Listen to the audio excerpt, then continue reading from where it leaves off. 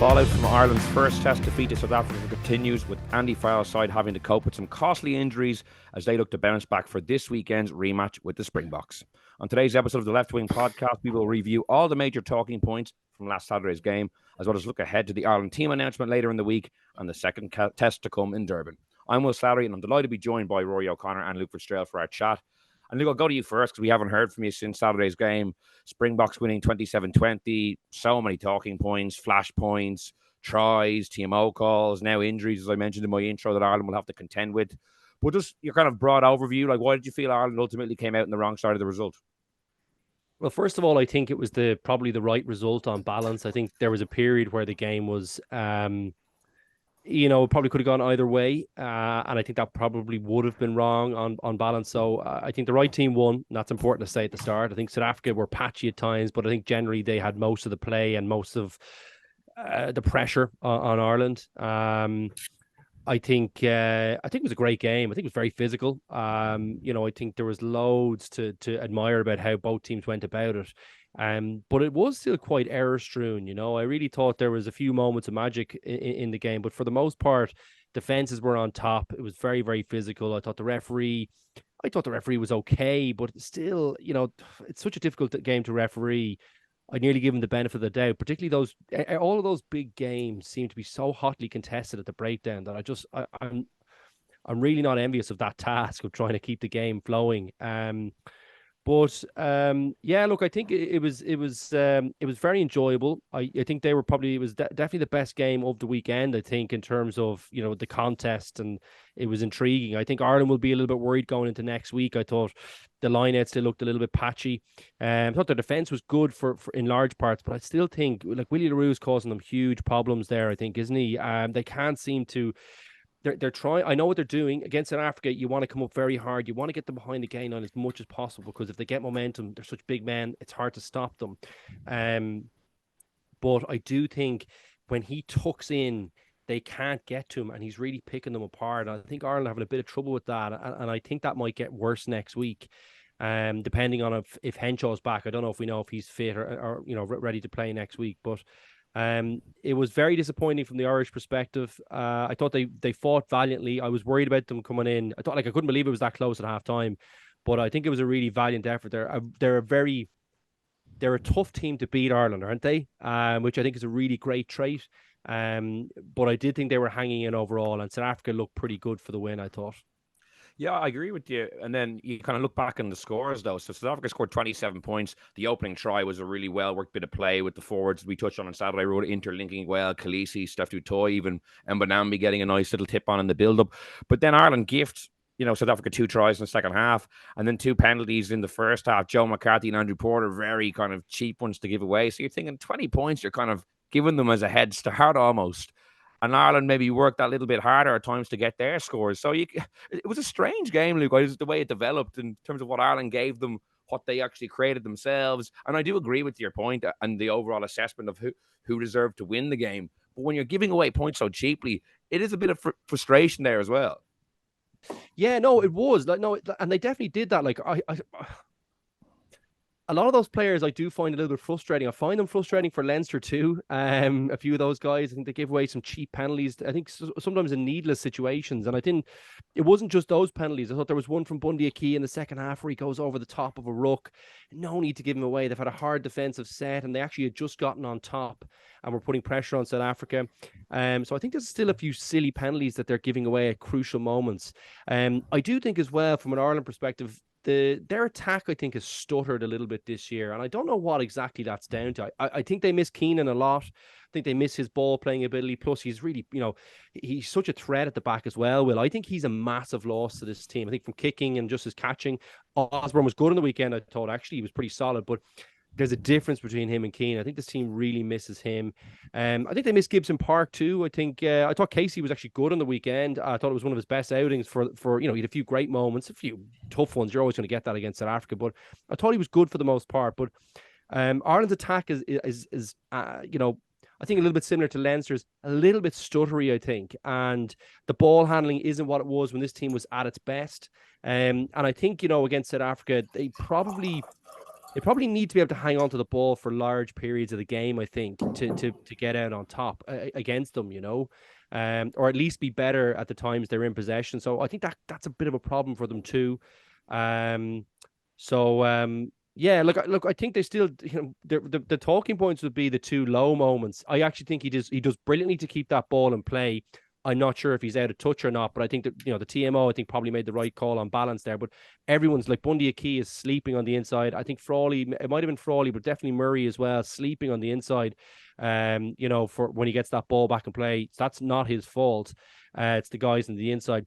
I also have sympathy for him for the one for the scrum try at the end where the ball's going dead, or we think it's going dead. I think 95% of the time that ball does go dead, and I think that's what he thinks when the ball is being kicked. He's going to leave it, and then he decides, well, actually, it's the bounce of a rugby ball. I can't really take a chance here at a crucial moment, and changes his mind too late. So I have a bit of sympathy for him on that one as well. But they're two huge moments. This South African team really live off them as well. You think about the French match in the quarterfinal of the World Cup. They're arch poachers. They only need a few little moments. So they were big moments in the game. South Africa always seem to come out on top in those big moments. That's why they're a champion team. But to just come back to Ireland, I think they'll rue those missed opportunities and the easy points they gave up. But also, I think they have other challenges, Will, that makes me a little bit worried for next week. I think attacking, line out was a bit of a struggle too. That last scrum was a worry, even though I thought the scrum was excellent for the first kind of 65 minutes of the game. So that sounds like a bit of a muddled response, but it's probably because there's lots to talk about and some contentious issues and things you'd be thinking, oh, if Ireland didn't do that, could they have won the game? I stick to my original point. I think the better team on the day still won the game, Will, despite those moments. And I think Ireland will have some challenges because of how they're playing in defence and in attack next week without some of the key bodies. I think Casey and Sheehan will be big losses to the team. Yeah, I feel like there's so much to chew on after the weekend. I think it's just great to be able to come on a Tuesday and have so much to go through. Obviously, Ireland didn't win the game, but it's still plenty to discuss. And Rudd, I've never been more jealous of seeing you moving to kind of coastal Durban and the good weather, sitting out here looking at how bad and wet and windy it is in our summer, and you're going down to the South African winter, and you're getting like great weather. I'm very jealous, but parking that for the moment. As we move into second test week, obviously we nabbed you on Saturday before you went down to talk to Andy Farrell. Kind of what have you made of the game in the subsequent couple of days as you've digested it? You've obviously been on the ground over there talking to other people there. Like, anything coming to your mind that you want to add to what Luke said? Well, I mean, you're completely right. It's like Ireland against Australia today was rained off in Cape Town, and it's sub-zero in Johannesburg. So I'm very lucky to be in Durban. It's the place to be this week, and both teams are preparing in Umhlanga, which I think Luke will remember from the 2009 Lions Tour as one of the nicer spots in South Africa. It's a pleasure to be here. Look, I think my sense of the game hasn't really changed since the immediate aftermath. I think my review of it has only reinforced what I thought, and I think Ireland are really annoyed with their own performance. I think that they used to be the team that did the running in games, and now they're always not always, but in these big games, they're chasing. They had to chase England, they had to chase New Zealand, and they were chasing South Africa all day on Saturday. And there were moments where South Africa nearly got away from them. I think if Handré Pollard brings World Cup Handré Pollard kicking to the table, it's gone. I know Jack Rowley missed kicks as well, and that's a big issue for them, because you've got to take your points if you're going to beat a team like South Africa away from home. I thought their slow start, their inaccuracy at the start, their defensive tightness, the fact that they said they knew what was coming from Tony Brown. They spoke about it all week, but didn't really believe it until they saw it. They were shocked by South Africa going wide, and they were lucky. Their own scramble defense kind of kept them in the game, but so did a bit of South African inaccuracy along the way. And I don't expect South Africa to be as inaccurate this week. But I think when you're looking for kind of a positives from an Irish point of view, it is the fact that they hung in the game so well, and that they have become a very stubborn team, a very difficult team to beat, a team who can pull out tries from from moments kind of where you're not really expecting them almost, like bits of innovation. You could see that the kind of quick tap plays that they were pulling out, the kind of layers they put onto the goal line dropout move that we saw before, I think against France last year, created the try for Conor Murray. Like, that was smart. The try at the end from Ryan Baird, really smart. James Lowe can still create something out of nothing. They're brave with ball in hand, but their accuracy was off. They had a lot of opportunities in the South African 22 or South African half in the second half, and a lot of their passes just didn't go to. They were passing to no one. There was a lot of that going on from Ireland, and that's a drop off from where they were at the World Cup, where they were in 2022, and maybe that's natural. But it's a lot of the same players still on the same treadmill, and I wonder if now is the time that the 2023 team is parked. And obviously a lot of the players will still be there, but we start seeing a pivot towards 2024. Andrew Goodman is here. He'll have a role to play in that. I think we're going to see possibly a changing of the guard at captaincy soon. I think Peter O'Mahony's days at this level are probably coming to an end. I think he looked off the pace on Saturday, and it's nothing against him. It's tough for a 34, 35-year-old at the end of a long season, but Baird made a difference when he came on, and I know he has flaws as well, but God, he's athletic and powerful and is able to live with the Springboks in terms of his abilities there. And I think we're going to see this is the last thing of this team, and hopefully it's not the last thing of Dying Wasp. Hopefully it's a big finale to the season, but I would imagine that Farrell knows that we need to see a bit of development soon, because they're playing the hits a little bit. They're pulling off stuff off memory, and some of it's just not working anymore. Teams have kind of adapted to what they do. And you've got to reinvigorate what you do. South Africa are refreshed, even though they haven't changed personnel. New Zealand are playing, have a new coach and a new batch of players. England have a new identity almost, what they're doing, and these are the teams Ireland are competing against. So, they haven't dropped off too far. They're still able to compete with the Boks and nearly pull off a famous victory when not playing that well. But I think there's work to be done to get this team back to the point that it was at in 2022, 2023. Yeah, Luke, what do you make of that point about maybe now is the time for a bit of a refresh? Like, obviously, there's a second test to be played. Given that there's no third test, like, all Ireland can do is at best kind of draw the series.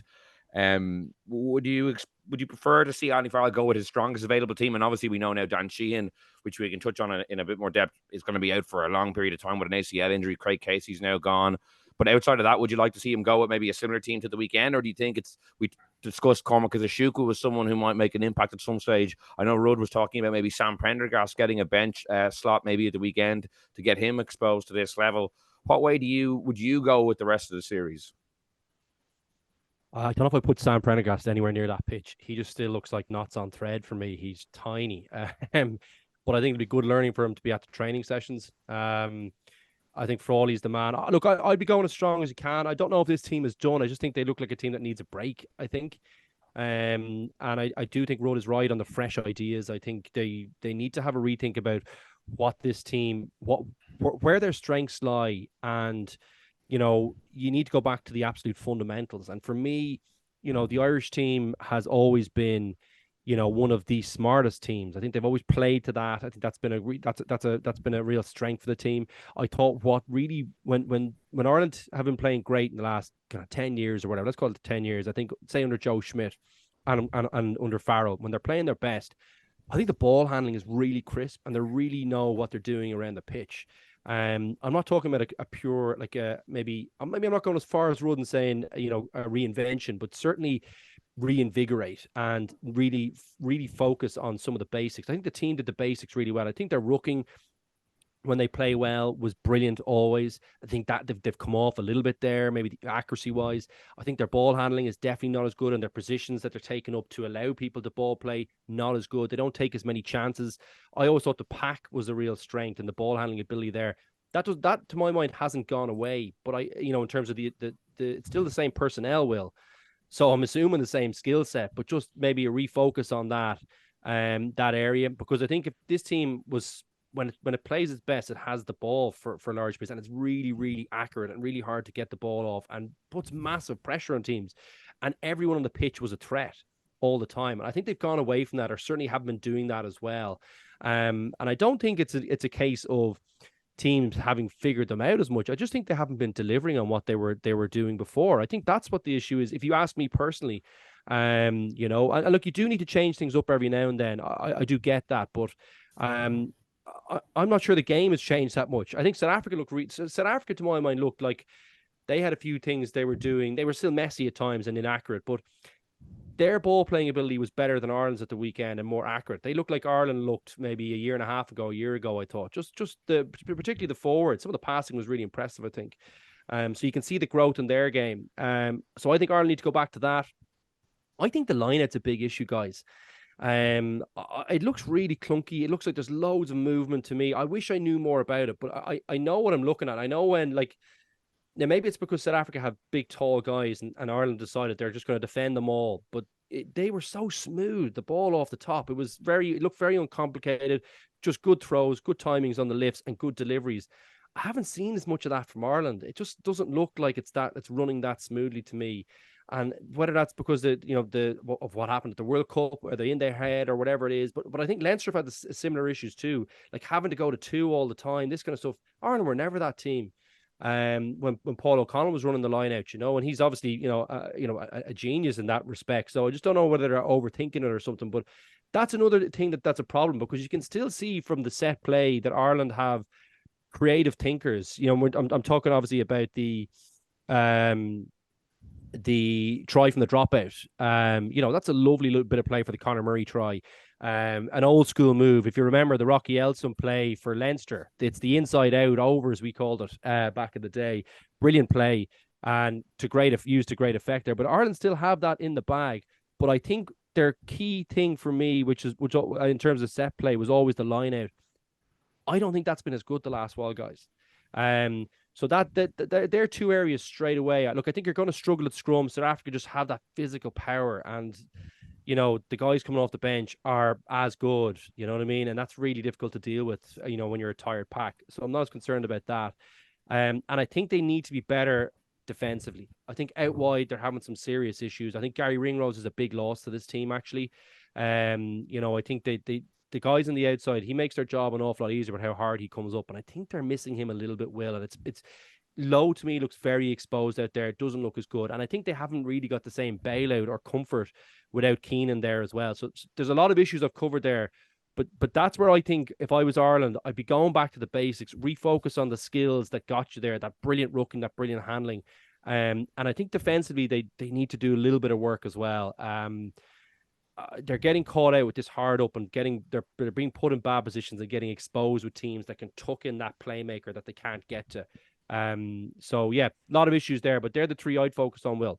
Just on the line out and the interplay amongst the forwards and the backs, because you go back to that French game. Now, I know France had 14 men for a long period to Ireland won in Marseille, but I think they scored 5 tries that night. I think they were all kind of originated from the line out platform. It was actually a really good line out day, if I'm not mistaken, that day.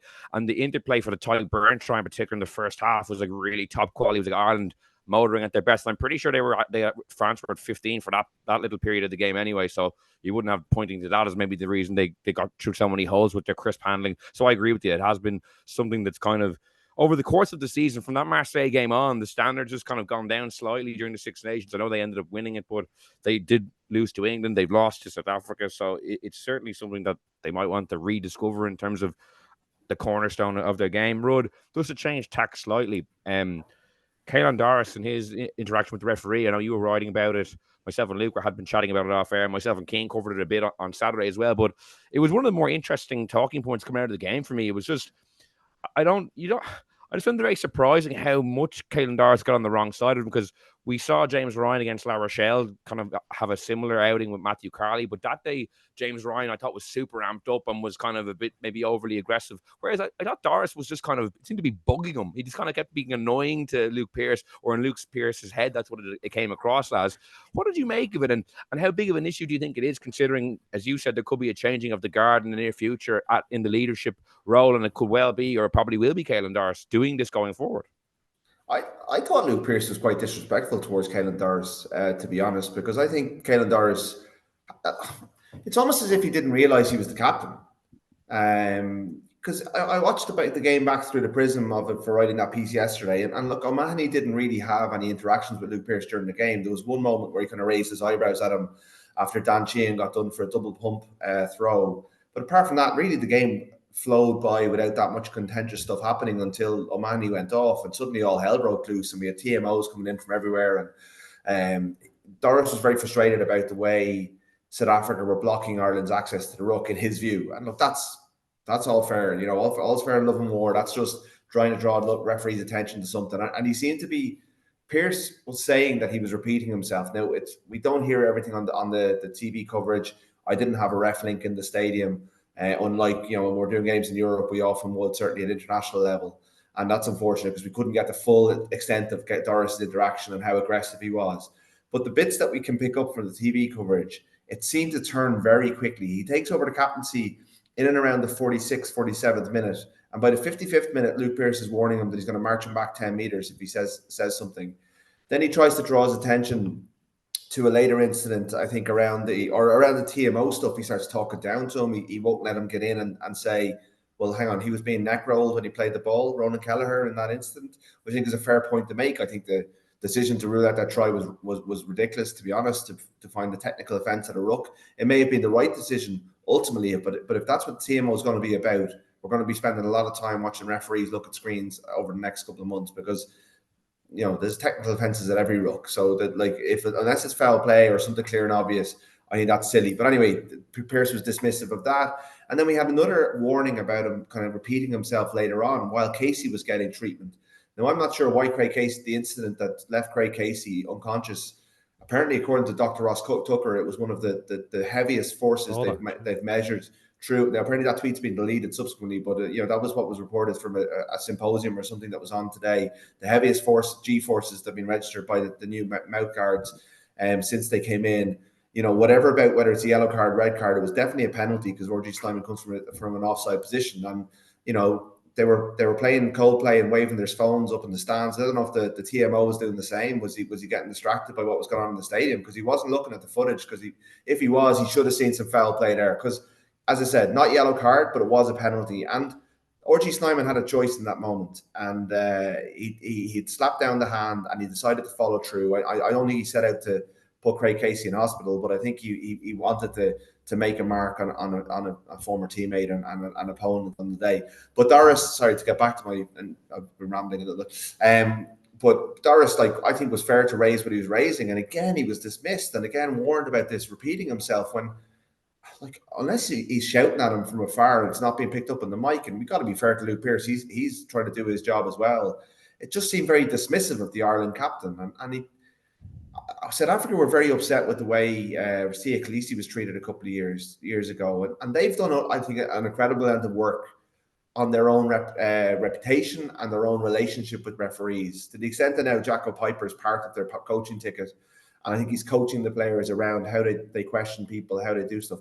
I think the IRFU need to work on I think they need to go and do a bit of lobbying and say, come here, why are our players getting into these situations? Why is James Ryan being talked to the way he was in La Rochelle? Why is Caelan Doris being talked to here? And I think there's also a job of work for Caelan Doris to improve the way he's communicating and to learn about what's going wrong with these referees, because it's not doing them any favors. The big decisions went South Africa's way. I'm not saying that's the reason why, but it doesn't help your case if the referee won't listen to you. And it was funny that, the Caelan Doris try that was held up the Caelan Doris held up moment towards the end. Originally, Luke Pearce was, again, kind of dismissing him away from raising that. And eventually he did look at it, and albeit he didn't actually think it was a try, the TMO didn't think it was a try. Luke, what's your view on what Rudd raised there? I actually find Rudd's kind of point about it very interesting, about maybe should the referee have been behaving differently, because I actually don't think I agree with Rudd. I actually just think, even if he is being dismissed a bit, I think Doris needs to play the referee there. He's clearly not getting through to him, so I think he's doing more harm than good by kind of insisting on going up to him for various things. Whether or not he was in the right or not, it can definitely be debated, but he wasn't getting through to him. He wasn't getting anywhere with his approach. What do you make of how it all unfolded from that point of view? Yeah, no, really interesting to hear Rudd as well. I think, God, I hope it's not one of those nights I'm disagreeing with everything Rudd says, but I actually tend to go with your view on it as well, because I think you've got to feel where the referee's going. You could feel he was getting frustrated. And I actually think one thing I would say is, when I watch the Ireland team, I watch Leinster do it a lot as well. So many guys are worrying about what the referee is doing and stopping. They stop play. They stop. Like, the amount of times I see James Lowe stopping to either celebrate, someone going in when it's not a try, when the ball hasn't been touched down, or when a referee's making a decision, they all just stop doing things, or they stop playing the game. I wish they just would let the captain do the job himself. compete for the obvious ones, obviously, and maybe draw the referee's attention to it. But the rest of the guys, I think, are way too focused on what the referee is doing. And I actually think it's not all Doris's fault. I think if you look at Ireland, they're always competing and moaning about every single thing. And I think that's probably part of the reason why Ireland are probably getting under the referee's skin. I don't just think it's down to the captain, actually, Will. I think it's a broader issue. Well, And Johnny Sexton would have been what I setting the would say tone is, for. Johnny Sexton sorry? would have been setting the tone. Johnny Sexton would have been setting the tone for a number of years in a leadership role where he was pretty consistently at the referees for But all. he's entitled to do that, Will, as the captain. Now, I don't think he always got that right. I think he definitely got better at that as time went on, I think. And towards the end, I think he was actually very good and had some very, kind of big moments where he picked up something technical that the referee missed or whatever. He got really good at it. There was definitely a period where there was a betting in process, and I think he was too aggressive with the referee.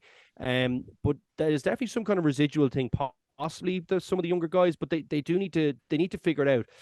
One thing, because I was going on so long about what I'd try and fix if I was Ireland, I did leave out the discipline. I think that's an obvious thing. Ireland were always an unbelievably disciplined team. I think they've gone away from that. I think they give away a lot of silly penalties, and I think the interactions of the referee do not help. Because I do think there was definitely a cause for, I thought the South African players who were tackling were rolling into the Irish ruckers, and that happened to Leinster a lot. It's happened to Ireland a lot in the big games. So it happened in Twickenham this year as well. In lots of the big games, I thought it happened in the World Cup a lot as well. Guys rolling into the guy who's coming as the attacking rucker and putting him off, so he misses his slot into the ruck by half a second. And Ireland have got turned over a lot from that, and I've found it difficult to get quick ball. So I have no problem with them, having an issue there. I saw that myself. I think I am seeing that. But I just think, you do, I would agree with you just on your point. You need to play the referee and you need to feel what he's thinking about the team and what his sense of how the match is, and he does need to do some research about that, or definitely have a think about it, because it's such a difficult job being in the back row. You're so tired and you know what I mean? It's difficult not to be trying to compete for everything. It's the mindset of a back rower, I think. But McCaw's the ideal guy to look at for that. He was so good at just shutting up at times. And then when the moment came, having a little, just a whisper in the referee's ear at the right time to draw his attention to something. Doris is too good a player to, and I think you're right. I think he will end up getting this captaincy. He's too good a player to not be good at this aspect. And he's a smart guy too. So look, that was a learning moment for him. I do think Ireland need to be cuter with the referees. There's something in what Rudd said, but I didn't think, when I look at the team, I do think there's a little bit of thinking to do about how they're competing all the time and moaning to the referee all the time. I think he's forming too big a part of their thinking on the pitch. They need to just ignore, the rest of the players need to ignore him a bit more and not compete for every single thing. Yeah, and I'll be fascinated to see what it's like this weekend. Carl Dixon is the referee. He was, I think, running the line over the weekend, one of the two touch judges. So he was obviously, but I've had a front row seat to a lot of those kind of back and forth. So what kind of approach? Obviously, if Peter Manny starts, he'll be the captain. Rudy, you're going to come in? Yeah, not only that, Will, they'll basically spend the week together. The referees stay in the same hotel. They go for coffee together. They go for dinner together. They train together. They're all in South Africa. They haven't gone home to their families. Like, what are they going to be talking about all week? They're going to be talking about how the match went and exchanging stories about how they were perceived. And like, while I think that Luke Pearce could have treated Caelan Doris with more respect on the day, I completely agree that it's up to Ireland to fix this relationship. And I think it's something that's quite important, because it's a small circuit of referees. There's not a lot of top level referees. These are the officials who'll be doing Six Nations games, Champions Cup games. They'll be doing the World Cup in 3 years' time. There's been a bit changed in the regard, and this is not this. The Ireland will always have English, French, New Zealand, maybe Australian, the odd South African ref. Like, if they've got a problem with these people, you've got to fix it. And I think it's, I just didn't like how Pearce talked to him last week, but I do think Ireland, whether it's the IRFU at kind of administrative level, need to kind of find out what the issue is and smooth it over in the next 6 months, or whether it's Andy Farrell's meetings this week going, lads, what's wrong here? How can I fix this? What do I need to say to my players? Or whether it's Doris is just completely revamping his approach. I think it's probably all three things, because you don't want to be on the wrong side of the referees. And it's hard enough to beat South Africa. Like, South Africa deserve to win. It's not I'm not blaming the ref in this, but I think I'm looking at it from an Irish, how do Ireland get better? Well, managing that relationship will be very high up the list of things they could do better. And you might get pinged a little bit less as well if the ref thinks a bit more favourably of you. And Luke is right about being chippy. They need to just they don't call for everything. Like everyone's at it a little bit. I mean, rugby is, when you have the ref mic, you can hear the scrum half screaming at the ref from both sides all the time. But Ireland are particularly vocal, and I think that's a good one to flag, because and it doesn't have to be that way. They can get their point across much more subtly. Did you want to come in there, Luke? I was literally going to ask Rhodes that last question that he just answered there about, had he noticed that with, Leinster, Munster, Ulster, Connacht, and the Irish teams, just generally speaking, and the Irish team itself, I do know it's kind of crept into rugby, this kind of everyone competing for everything, but I've really noticed it with the Irish team. I feel like they're so bad at it that it's kind of, they have way too much focus on the referee, I think, and trying to draw his attention to things that are happening rather than just playing the game. I think they'd get more. I think they'd be better. They play the game better, but I think they'd also do better with the referees if they focused a bit more on that and if you do that, it clears the referee's head a little bit during the game as well. It allows them to think, and I think it would also give you better opportunities to have more productive discussions with them as the captain. Would be my opinion on that. Is there anything in that, Rhodes, that you kind of did answer, but maybe just a little bit more on it? Like I think it's one of the reasons they're not a particularly well liked team. I think people like the way they play, but I think opponents really don't think a lot of them as they think they think they're a bit whingy. They're always coming out to the referee. There's been a lot of kind of we're a year out from the World Cup, but the Peter O'Mahony sledging of Sam Cane, the stuff about the Scotland game. I know Irish people often enjoy that stuff, but I think it annoys opponents as well. And like, refs are all part of this ecosystem, and I think like if you are consistently known for being the people chatting back all the time, and like Razzie had a line on Chasing the Sun about how Ireland think they're the smartest team, and it's almost like Ireland feel like they know better than the ref, and if their the breakdown work has been so clean and so smart that when they get pinged for it, they almost get frustrated that the ref isn't doing it as fast as. Maybe it's a legacy of Joe and how well Ireland were coached at the time. They were almost a step ahead of the game. I'm not sure, and it's not the latest on Joe at all. Joe was a pretty, respecting the ref at this game, we're high up on his list of things he was putting on. But even Johnny, I guess these players all grew up watching Johnny, and Johnny would throw his arms in the air, and he would, he would, even when he wasn't captain, he would be quite vocal, and maybe there's a bit of a legacy of that. But again, Sexton left loads of great parts of his legacy, so I'm not pinning on him. It's personal responsibility, but I think there's something in it. I think there definitely is. Farrell's up on Thursday. I think I'll be asking him a little bit about the kind of discipline, about Caelan Doris's relationship with the referee and all that sort of stuff, because I think it is a talk. It's obviously, we've been talking about it for 10 minutes. It's obviously a talking point, but it's a valid one. I think it's a really interesting part of this team's development is how they get the refs back on side a little bit. And you made a point in your piece, Rod, that I think is interesting, in that in the last couple of years in particular, I think the strong referees have often tended to come from the English Premiership, like, Wayne Barnes, Luke Pearce, Matthew Carley. So we've named a couple of guys who were involved with kind of James Ryan and stuff like that. Is there something about the English refs that are the Irish players, how they're dealing with them is particularly rubbing them the wrong way? And I take what you said there about knowing more than the referee, or that kind of, not coming across, because the English style is quite of, kind of a lot of authority, kind of like they have a very polished style. Of all people to be kind of telling them their business, probably not the best guys to do that.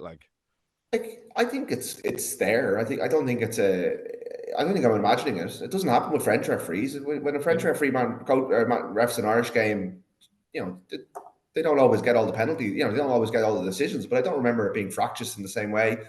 It may be to do with Johnny Sexton at the Aviva Stadium and after the La Rochelle game, because there was a team of English officials with Jacko Piper that day. I know that there was a fairly strong push from at RFU level, I think, to punish Johnny Sexton for that. And, I think Piper didn't mention it in his match report on the day. And I think there was a bit of an administrative push, because I think patience had been lost with the way that Johnny had been talking to referees. And maybe that seeped into them. Maybe they've had enough of it. Maybe it's, again, they're humans. They're like, Luke, you come across enough referees to know that there is an ego at play with every referee. There's an ego at play with every journalist, every player. Everyone's got an ego. And if you annoy them for long enough, they'll lose patience with you. And if that's Caelan Doris is not really. He's kind of almost the victim of kind of a couple of, maybe an accumulation of just referees getting sick of listening to them and kind of going, I've had enough of this. And that's why they have to change their approach, because like South Africa, like Roger Rasmus went and did a video about Nick Berry, got banned. Like, the refs were up in arms about that. Like, he was slapped in the wrist, he had to apologise.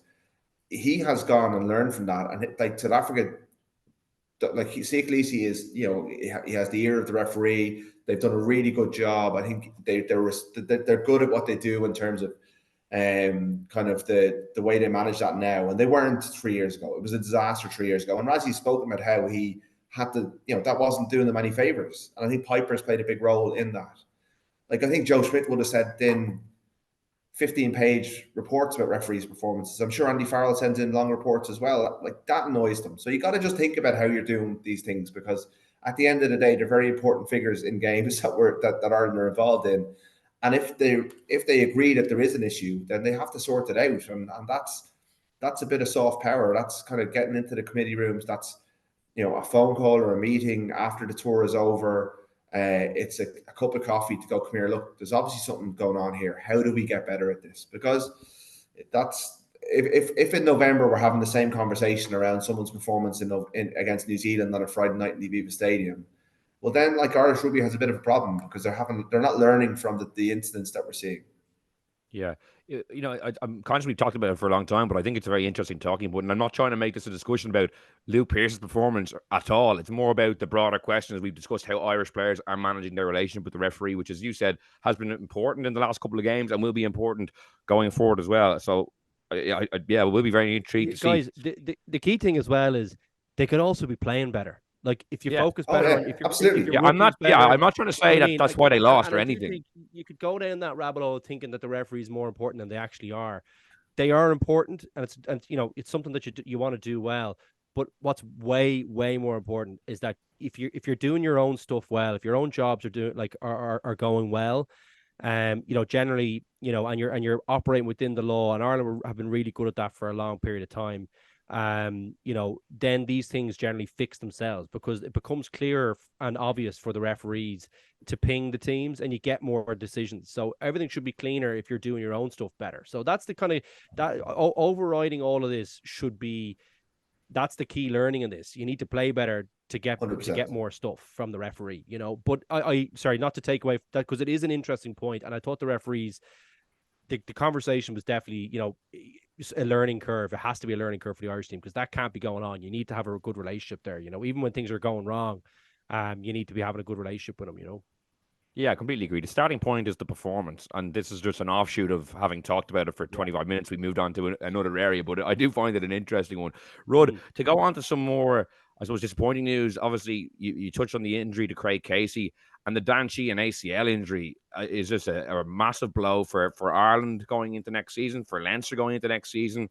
If you're kind of working backwards from what is usually an 8 or 9 month injury, he's probably missing the Six Nations next year, which seems a lifetime away, but that's how long these injuries can unfortunately take. Like, that's a real tough loss for Irish rugby for the next 8, 9, 10 months.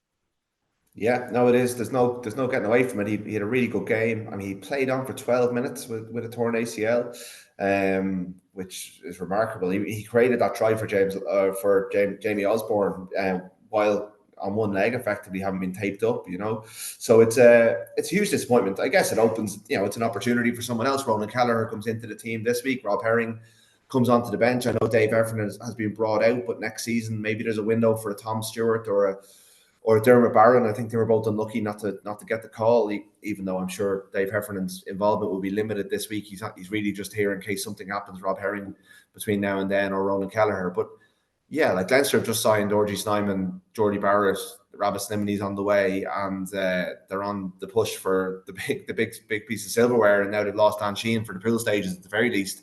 Ireland are looking to retain the Six Nations crown. Well, they're not as good a team when he's not there. But Kelleher, we touched on Kelleher last week, I think.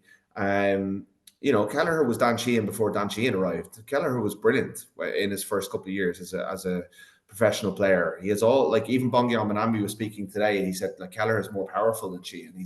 He's a better scrummager. I think his lineout probably needs to improve. He's really good around the park. He scored a really physical try against New Zealand in that 2021 win, a couple of years ago. And he's had a bad run of injuries, but he's had a good clear run for a year now.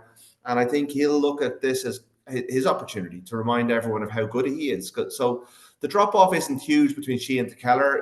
There is a drop-off because Kelleher can't do the cool things that Dan Sheehan does. He doesn't almost running at intercepts and Champions Cup finals in the way that Sheehan did and all that, like, scored the kind of tries. But he is a very good, very capable scrummager. I think for Leinster, there's a bit of an issue because because the two lads are so good, they haven't got a lot of experience into the next tranche of players. So they have a bit of a work job to do there. But for Saturday, it weakens Ireland in terms of their game plan and their attack. But I think the two hookers they have here that, Dave Heffernan won't be involved, I'd imagine, but they're both very, very good. And even Craig Casey dropping out of the team, Conor Murray's what a great replacement to have, and he still has an 80-minute performance in him. Caelan Blake coming onto the bench, it's a big jump for him, having not played for ages because Connacht haven't had a game. But Murray I think Murray will have a big game on Saturday. So yeah, it's Sheehan's big. The big thing, the other thing is that, like, they gave us an injury update, but they didn't mention half the injuries. Robbie Henshaw's coming back from, we haven't heard anyone confirm it, but we think it's a HIA. Andrew Porter had that horrible cut on his hand, on the webbing of his hand, and I think he had to go to the hospital and get surgery on Saturday to get that fixed up. I presume they'll get him back out there because really they don't have a choice. They're very, very light at loose head. It's a big issue for them. If anything happens to Porter, God forbid, then Ireland are in real trouble, and Leinster will be in trouble as well. And then you have James Lowe and Bundyaki. We haven't had an update on how they are. They both were apparently in a bad way on Saturday night, and we haven't really seen Ireland since the train tomorrow, so we'll get a better sense of it. But if Aki loses out, again, you've got McCluskey. I expect Ringrose to come into the midfield either way. I thought he was very good in the second half, certainly in defence, and made a big difference to the way Ireland were aligned. Lowe would be very hard to replace. I know Jacob Stockdale can do a job, but Lowe was so unique, and in attack I know he made the two. One of them I don't think was his error. The second one was, in my opinion, but Luke's made a decent case for how, if he'd let it go, it could have been a disaster as well. But what he did in attack outweighs that in so many ways. Like, he created two of the tries. He should have been a let score one, which was a brilliant finish in its own right. He is he gives Ireland so much in attack, so they really need to get him back on deck. So yeah, long term Sheehan's a blow. Short term, I think if the players that are injured they kind of have cover for them. They've a pretty strong squad, and that's part of where I think the shaking up can happen is kind of if there are those injuries, then you might get a couple of people on the benches that maybe wouldn't get on if everyone was available. Yeah, it'll be interesting when the team is named, exactly the identity of who's fit and who's not fit, because it will really dictate how many changes are made. I think if it's pretty much everyone there, but the two guys we touched on, I expect Andy Farrell to go the same again, or pretty close to it. Luke, it's funny, we didn't really talk about Jamie Osborne, which is ironic considering myself and Rudd, when we did the Team News podcast, said, it'll surely be the first, but at least the second thing we'll be bringing him after the game. But what did you make of the call to pick him? Because we haven't even discussed that with you. And obviously his overall performance, considering it was such a shot out of the blue. Like, I think we listed 5 options at fullback in one of our preview shows, and he wasn't one of them. So we were kind of maybe sleep at the wheel there. But what did you make of it? Yeah, no, look, I think everyone might have. I don't think anyone would have called that one. Really liked it. Thought it was brave. I thought he had some good moments. He's pretty solid. He's a big guy. So I think that was always going to suit him down there. I think he's got decent pace as well. Look, I do think he is a centre at the end of the day, but it's nice to know he can play there. And I thought he was pretty good for the most part. It really doesn't get any more difficult than the high veld, at fullback against South Africa. So if he can do that there, he's definitely a genuine option, I think, in the future. But I don't know. I feel for I still think Jimmy O'Brien might have been a better option. I think might have brought a little bit more to it in attack. But no, I think I think the key thing was that we aren't bringing him up straight away. He's not the first talking point, and I think that's a real tale of how well he went. And I was very pleased for him, because I'm sure that would have been nerve-wracking, the preparation for that and all the chat around it. So, I thought he did really well. I think it's nice that there's another option there, but look, the glaring need for me in that is that still the Keenan is away playing sevens is madness, absolute madness. They let him do that. So, we really do miss him. I think Leinster really miss him as well. He's such an important player for both teams. I know you wanted to ask me about. I think I've given my opinion on Osborne, but it makes me pain for Keenan. I just think he's such a good player. He's one of Ireland's one of their only properly world class players. I think he probably gets in a World 15 for me. He's that good. So I wish he was down and playing South Africa. Look, pleased for Osborne. Yeah, major loss for sure. Rod, what's the reaction been to the game in South Africa, just amongst the people there, the rugby people there? Like, they finally beat Ireland. I think having that as the title of our post-match podcast seemed to trigger a few South Africans, considering the comments we got on YouTube. But what's the reaction to kind of them getting the win, and obviously looking ahead to this weekend as well?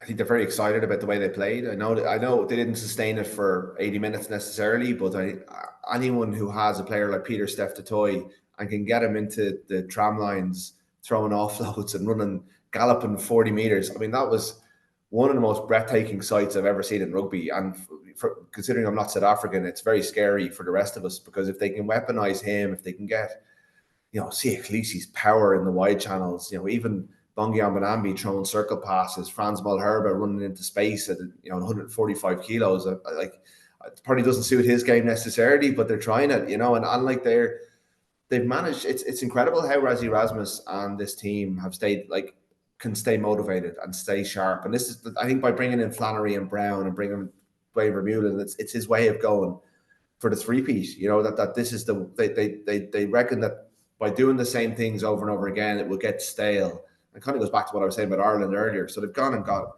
the most exciting attack coach in the world, one of them anyway, in Tony Brown, and they've given him this group of players, and they've given them the license to play as well. So it's I think they know it was I think they were very happy to win. Obviously, they respected what Ireland brought. I think that it was interesting just being in the stadium to see how much the South Africans know the Irish players. I think, compared to previous tours, people who've been here, there's a big respect for Ireland, and I think they really enjoy beating Ireland because of that. But also there's an excitement about the way the signs of what's coming from these Springboks, because they're a love team. They really are at the heartbeat of the country, and they do mean an awful lot to the people, and the reaction has been pretty upbeat, but also a sense that there's a long way to go with this, and it's going to get better and better. And I think they have a feeling that they might be able to double down and maybe run up a bit of a score against Ireland this Saturday. Yeah, Luke, what did you make of that maybe slight change in emphasis of getting the forwards ball playing a bit more? It's not something we would have seen to that extent that I can recall in the last couple of years under Rassie Erasmus, and it was such a kind of a statement of intent in the first couple of minutes to get that try. And as we touched on, having their key forwards kind of playing such big roles in that, because to win back-to-back World Cups, it's not as if you need a major rethink in your game. You're doing pretty damn good with what you're doing, but they've obviously decided if they want to do 3 in a row, the first team ever to do 3 in a row, then maybe some new tweaks are necessary. And God, it's a kind of a fearsome prospect getting them playing a bit more ball, considering the power and the pace they had. Like, they finished it with that scrum penalty try. They started it with a kind of an all-court try that more reminiscent of Ireland, as we said, in their pomp. So it's a very varied mix of kind of things they can do. Yeah, it is. Look, it's too early to really say that it's going to be effective. Like, I think my views around what's best for South Africa is always going to be quite conservative, because I talked. Well, you hear me talk about Ireland and kind of figuring out what you're good at and what your strengths are. And playing to those strengths, I think that might play a little bit away from what they're really great at. I think maybe a little bit of it is good for them, but I do think, like, the scrum penalty at the end, like when the game was in the balance, the scrum at the end, that was the moment. You know what I mean? I thought they pickpocketed Ireland's line out very well. They were very physical at the ruck. I think they were all the turning points for me, Will. I think, yes, it's nice for them to be able to ball play. I always think South Africa needs to have been able to do that a little bit anyway. Generally have some, and like, they're probably still missing a few personnel, particularly in the center, in terms of, being able to play a little bit better and open up the pitch for them. But I don't know. My sense of what South Africa should always do to win probably hasn't changed. Like, pick a good kicker. You're always going to probably have the best pack on the pitch, most likely. So just don't muddle the thinking and make it too complicated for them.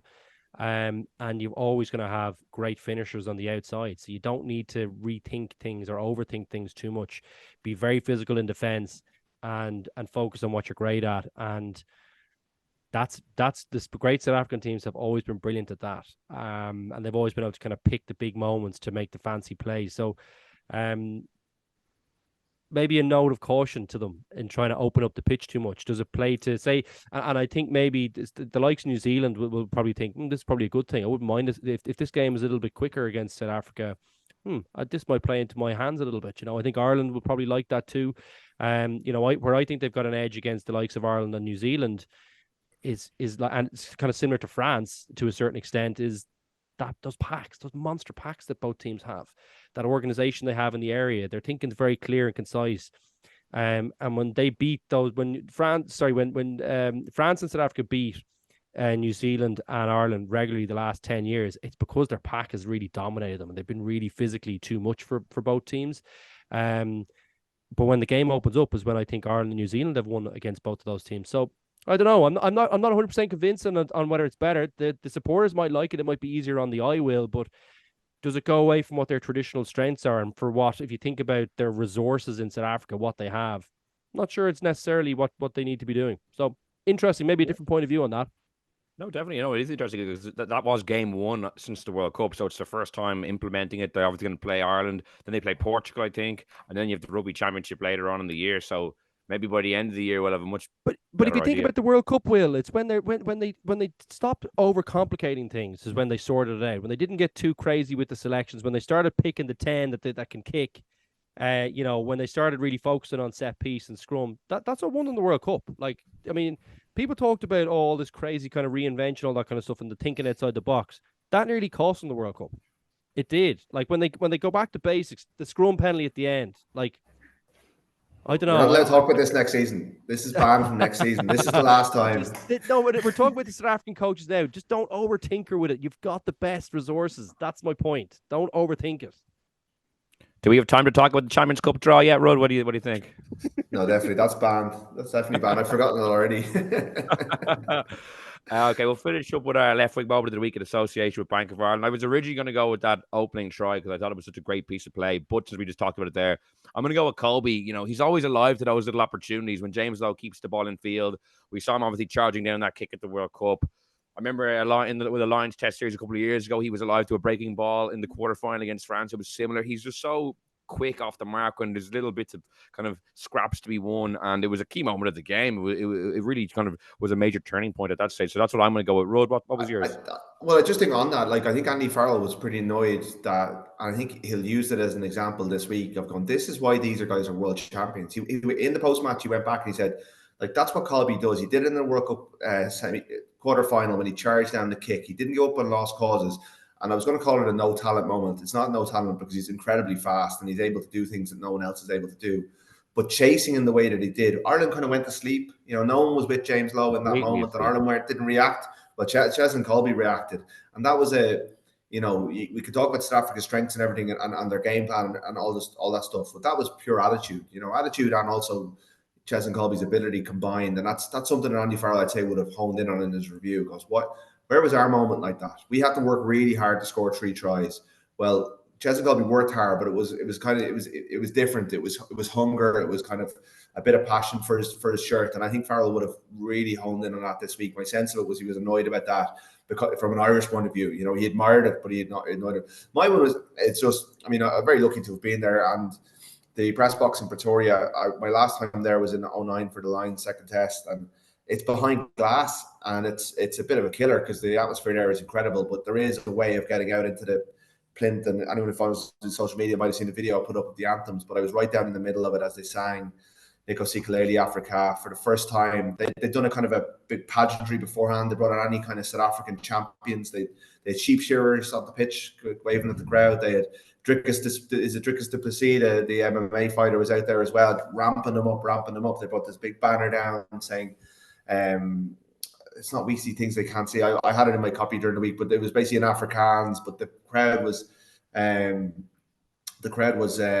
just ramped up, and then the Irish team came out. And actually, a lot of South Africans sang Ireland's Call as it was being played, and then they just launched into the anthem and they did a Murrayfield on it for the last bit, the English language bit. They turned off the singer stopped and they sang.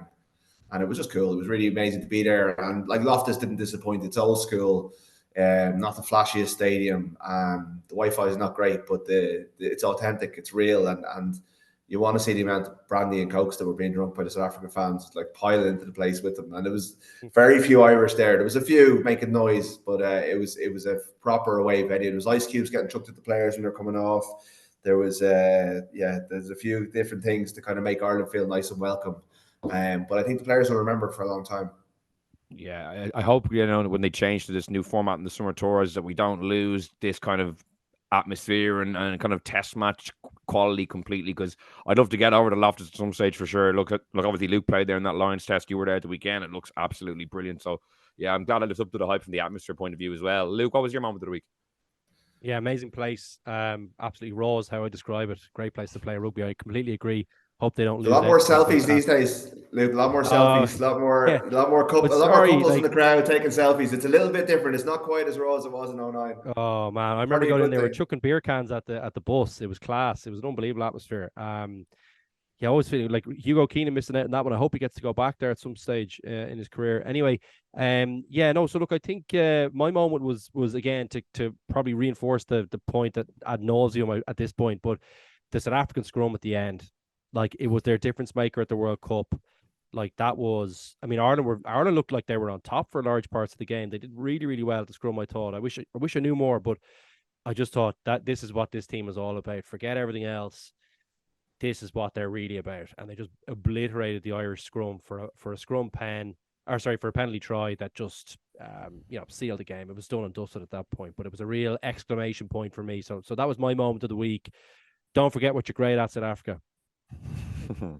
Yeah, it really did live up to the hype in terms of talking points. We could fill another while for sure, but I'd like to thank Luke and Rudd for joining me on tonight's episode of the Left Wing Podcast. We have a jam-packed podcast schedule still to come over the next week or so. Myself and Rudd will be chatting through the Irish team news on Thursday, and then myself, Rudd, and Keane will be reacting on Saturday afternoon to the match, and then myself, Luke, and Rudd will be back here again next week to digest the second test. So we've all that to look forward to.